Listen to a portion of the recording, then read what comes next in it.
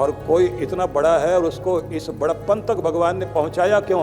क्योंकि उसकी जड़ें गहरी है, उसके कर्म बड़े हैं, इसलिए भगवान ने वहाँ पहुँचाया है। और अगर वो उस लायक बना रहेगा तो भगवान आगे और भी कीर्ति दे। तो आप इस लायक बने रहो कि परमात्मा आप पर अपना आशीर्वाद देता रहे। जो खुशी में भी किसी को उद्वेग न दे, क्षुब्ध न करे, ईर्ष्या में भी किसी को बेचैन न करे, डर के भी हमला न करे, और किसी मजबूरी में खुद को गुस्सा आया हुआ हो और इस कारण दूसरे को परेशान कर दे, ये सारी चीजें जिसमें नहीं है, तो भगवान श्री कृष्ण कहते हैं ऐसे ही लोग हैं जो मेरे प्यारे हैं, भगवान उन्हीं को पसंद करते हैं। अगर हमारे मन में बहुत बहुत श्रद्धा भक्ति है और हम उनका प्यार पाना चाहते हैं, बाहर मंदिर में जो कुछ हम करते हैं उससे कहीं ज्यादा व्यवहार में और जीवन जीने की शैली में परिवर्तन लाएं।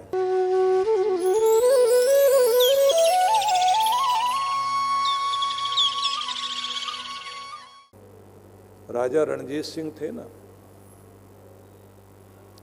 उनको पंजाब बहुत बड़ा क्षेत्र था उस समय, पंजाब से लेकर के और लाहौर और पाकिस्तान का बहुत सारा भाग उनके शासन में आता था, कश्मीर का भी कुछ भाग आता था। तो चले जा रहे थे और उनकी यात्रा निकल रही थी, मंत्री उनके साथ में, उनके ऑफिसर उनके साथ में, उनका पुलिस दल वाले लोग उनके साथ में, अंगरक्षक साथ में, और वाद्य बजाने वाले लोग चल रहे हैं। बड़ी शान शौकत के साथ उनकी सवारी निकल रही थी। ऐसे समय में अचानक एक पत्थर आकर उनके सिर पर लगा, माथे से खून बहने लगा। अब उनके चिकित्सक भी साथ में थे, वो दौड़ते हुए आए, उन्होंने कुछ दवाई लगाई, काफिला महाराजा का रुक गया, सवारी रुक गई। अंगरक्षक दौड़े और उन्होंने उस बच्चे को पकड़ लिया जिसका पत्थर लगा था। महाराजा ने पूछा कि क्या हुआ, कौन लोग हैं, कोई शत्रु तो नहीं है? बताया गया कि कुछ बच्चे मैदान में खेल रहे हैं, उनमें से ये एक बच्चे ने पत्थर उछाला जो आपको आकर लगा, और उन्होंने बताया कि वो पकड़ लिया हमने और हम लेके आ रहे हैं आपके सामने। और बच्चे को लेकर आए, बच्चे को जैसे सामने लेकर आए तो बच्चा घबराया हुआ, आंख में आंसू। राजा ने पूछा, बेटा तुम हमें पत्थर क्यों मार रहे थे? बोला, नहीं हम आपको नहीं मार रहे थे, हम तो यहाँ जो है ना, ये बेर का पेड़ है ना, इस पर बहुत सुंदर बेर के फल लगे हुए हैं। पेड़ ऐसा है कि जिसके ऊपर चढ़े तो इसमें कांटे हैं, ऊपर चढ़ के तोड़ नहीं सकते, डंडा और बांस यहाँ तक जा नहीं सकता, तो पत्थर मार के ही तोड़ते हैं। अब हमें नहीं पता था कि आपकी सवारी यहाँ से जा रही है, पत्थर आप तक चला जाएगा, आपको लग जाएगा। सब लोग नीचे चल रहे थे, आप घोड़े पर सवार थे, तो हमारा पत्थर आपको लग गया। हम तो पत्थर मारने से फल मिलते हैं बेर के, तो पत्थर मार मार कर बेर खाने के लिए लालच में पत्थर चला रहे थे, आपको नहीं हमने मारा। राजा रणजीत सिंह ने कहा कि बच्चे को कुछ लड्डू मंगा करके दे दो और इसको छोड़ दो। और मंत्री बोले कि मारने वाले को लड्डू क्यों दे रहे हैं? बोले, जब एक बेर का पेड़ भी अपने मारने वाले को अपने फल दे सकता है, तो मैं क्या बेर से भी गया बीता हूं? इसने तो मेहनत पूरी की है, इसकी मेहनत बेकार ना जाए, इसलिए इसको फल मिलना चाहिए। और बच्चे को लड्डू देते हुए कहा कि देख बेटा, मेरी जगह अगर तुम्हारी माँ होती, तुम्हारा रिश्तेदार होता, उसको पत्थर लग जाता तो फिर कैसा लगता? दर्द होता ना तुमको कि मैंने तो ऐसा नहीं सोचा। तो पत्थर चलाओ, फल तोड़ो सोच समझ कर,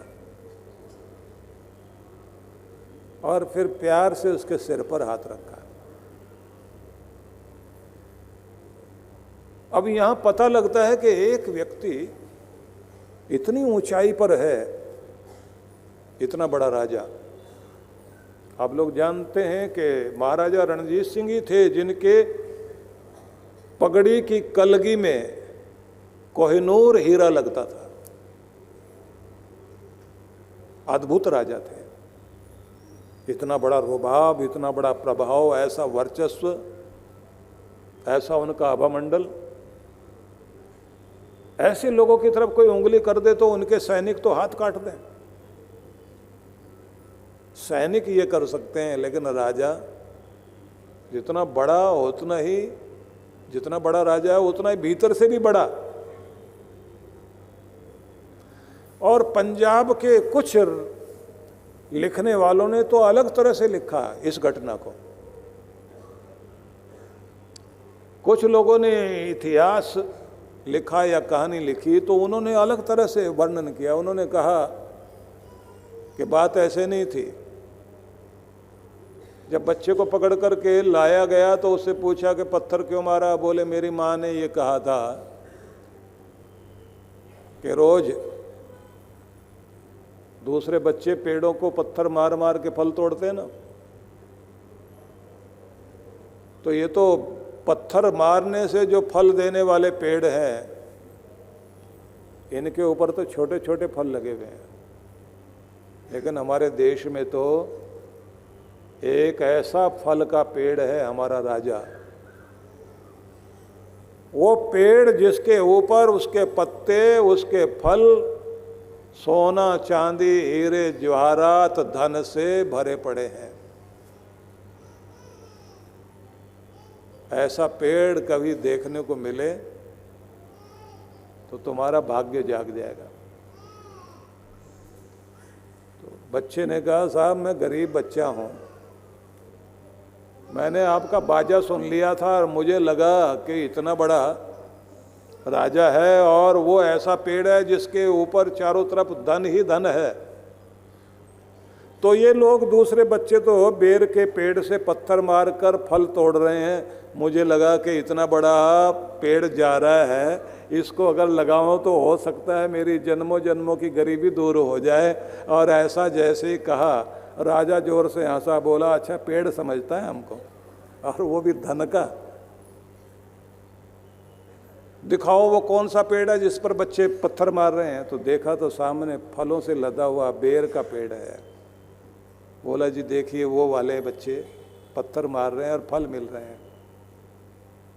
मैंने तो ये सोच के कि माँ ने कहा था कि धन का पेड़ हमारा राजा है, मैंने आपकी तरफ पत्थर उछाल दिया और वो आपको ज़्यादा ही लग गया।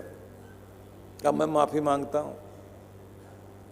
तो पंजाब के कुछ लेखकों ने लिखा कि राजा ने बुला करके कहा कि अगर इसने हमको धन का पेड़ समझकर पत्थर मारा है और भगवान ने हमको ऐसा बनाया और जनता हमारी ऐसी समझती है, तो फिर बात यह है कि हमको पत्थर मारने वाले को इस जन्म में तो गरीबी सहनी नहीं पड़नी चाहिए। इसको इतना कुछ दो कि इसके घर में धन के अंबार लग जाए, और इसे काम भी कोई ऐसा देना कि प्रशासन में कहीं ना कहीं बड़ा हो करके नौकरी करने वाला बन जाए। अब दोनों तरह से सोच लीजिए आप, क्योंकि मैंने तो जैसा पढ़ा, जो बहुत भावुकता में लिखते हैं उनकी बात भी बताई, पर यह तो पता लगता है ना कि एक बड़े व्यक्ति का बड़प्पन क्या होता है। और कोई इतना बड़ा है और उसको इस बड़प्पन तक भगवान ने पहुंचाया क्यों? क्योंकि उसकी जड़ें गहरी है, उसके कर्म बड़े हैं, इसलिए भगवान ने वहाँ पहुंचाया है। और अगर वो उस लायक बना रहेगा तो भगवान आगे और भी कीर्ति देंगे। तो आप इस लायक बने रहो कि परमात्मा आप पर अपना आशीर्वाद देता रहे। तो कहा गया कि